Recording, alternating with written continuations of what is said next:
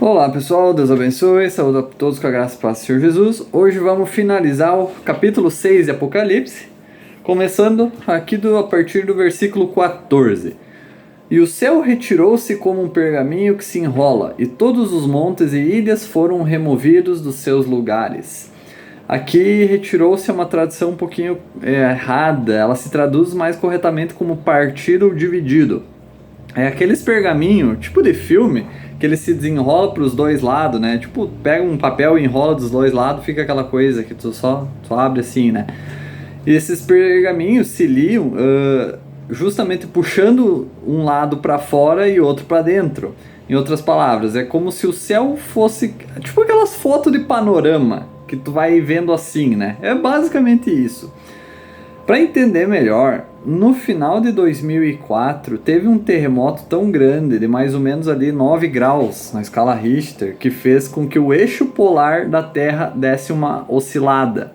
O que significa isso? A Terra ela tem uma inclinação fixa, né? O norte ele não é aqui, o norte ele é um pouquinho para cá, ele não é direto para cima. E esse norte aponta para a estrela Polaris, a estrela do norte. Esse eixo oscilar significa que a inclinação da Terra ela mudou levemente, né? Até voltar ao normal. Tipo, ela deu uma leve caidinha e logo voltou. Nada para se sentir, né? Agora, se um terremoto de escala mundial acontecer, isso vai fazer com que esse eixo mude bem mais drasticamente, né? O que isso implica? Implica que as estações do ano acontecem por causa desse eixo, porque ele sempre é fixo durante toda a volta da Terra ao redor do Sol, né? Se o eixo muda muito, as estações vão mudar, vai virar bagunça. Lugar quente vai ficar frio, né? De uma hora para outra e o contrário também. Tipo, o norte lá que, né, que todo cheio de gelo e aqui é um deserto, basicamente vai jogar o norte lá para baixo, aqui vai ficar frio, o negócio que era quente vai ficar quente, frio, enfim, é uma bagunça. Por isso, não importa a estação do ano, o céu sempre é o mesmo. Só que se o eixo mudar, ele já vai ser outro. Por exemplo, se lá nos Estados Unidos tem uma estrela específica que só dá para ver de lá, agora eles vão conseguir ver, sei lá, as Três Marias, digamos que só dava para ver daqui, né? Por exemplo. E nós vamos ver a estrela que só dava para ver lá. Então pensa de novo numa foto de panorama que tu vai arrastando pro lado para ver toda ela. É mais ou menos isso. O céu vai ser arrastado no nosso ponto de vista, claro, como se estivesse arrastando o céu, né, para ver novas estrelas. Só que o que na verdade que muda é a Terra. O restante do versículo prova que é isso que acontece, porque a palavra removido no original significa tanto mover quanto remover, né, independente de num terremoto desse tamanho, basicamente as ilhas são jogadas para lá e para cá, né? Ou são engolidas pelo mar. E aí quando esse eixo da Terra for movido, né? Porque basicamente a gente está olhando para o céu lá, dali a pouco a Terra faz isso aqui, né? Então tu está olhando para outra parte do céu. Parece que o céu que foi arrastado, mas é a Terra que mudou. Quando esse eixo da Terra for movido, vai cumprir duas profecias do livro de Isaías. No capítulo 34:4, e todo o exército do céu se dissolverá, e os céus se enrolarão como um pergaminho, e todo o seu exército cairá, como cai a folha da videira e como cai o figo da figueira. Dissolverá, de novo, uma tradução um pouquinho ali, né? Porque a tradução seria algo como decair ou apodrecer. De certa forma é a mesma coisa e não é. E o exército do céu seriam as estrelas. Então decair significa que é como se suas células estivessem quebrando, ou seja, que algo não está estável. Isaías viu o mesmo que João viu, e o único jeito dele descrever as estrelas que saíram de seu lugar é que elas estavam decaindo, né? Não estavam mantendo suas posições, não estavam estáveis, estavam, digamos, apodrecendo, né? Estavam se destruindo. Isaías 24:20. A terra cambaleia como um bêbado, treme como uma tenda numa tempestade, cai e não se levantará novamente, pois a culpa de sua rebelião é muito pesada. Então, novamente, a descrição de um terremoto, e isso só está acontecendo pelo pecado.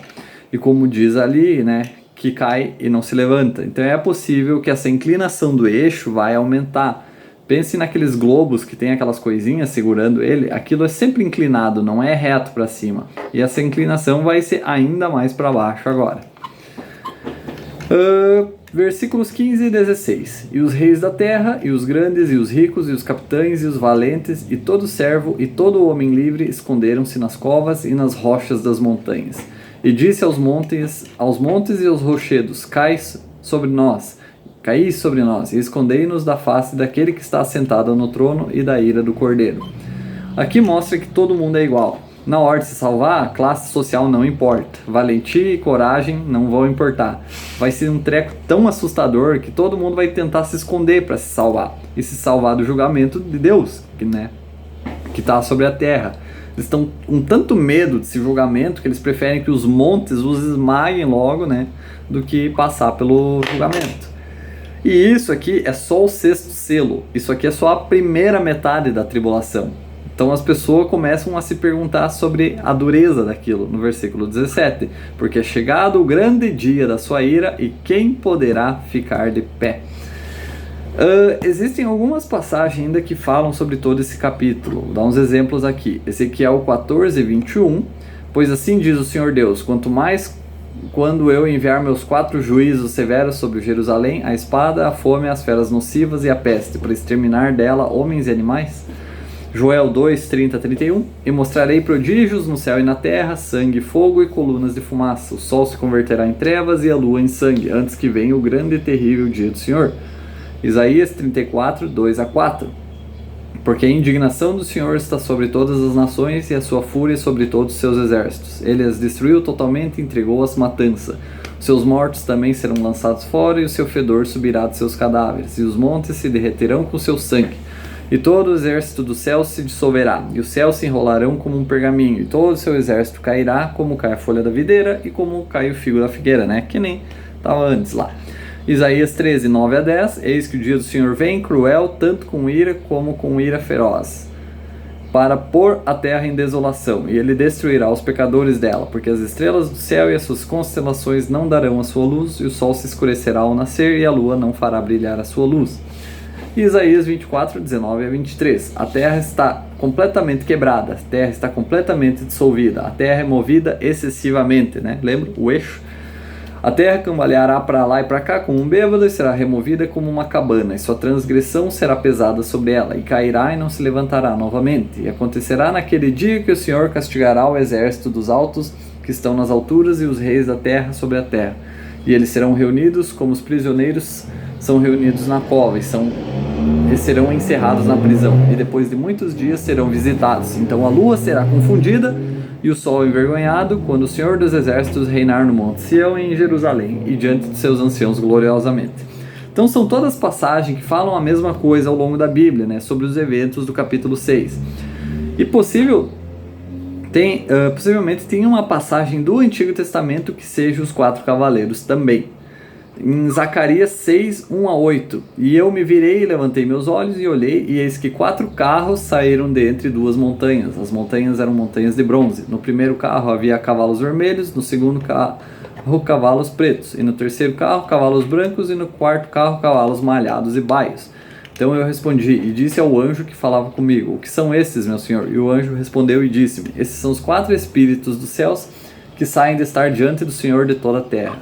Os cavalos pretos que estão neles saem para o país do norte, os brancos saem atrás deles, os malhados saem para o país do sul. E os baios saíram e procuraram ir para que pudessem andar de um lado para o outro através da terra. E ele disse: sai daqui, anda de um lado para o outro através da terra. Então eles andaram de um lado para o outro pela terra. Então ele clamou a mim e falou-me dizendo: eis que aqueles que vão para a terra do norte acalmaram meu espírito na terra do norte. Então, basicamente, é as mesmas cores dos cavaleiros do Apocalipse, e pode ser que, então, realmente, de fato, seja ali uma visão do fim do mundo. Então, basicamente, é só para mostrar, né, que vai ser feio o negócio, vai cumprir um monte de profecia, e não vai ser nem a pior parte, porque a pior parte começa só na grande tribulação, que é a última metade, né?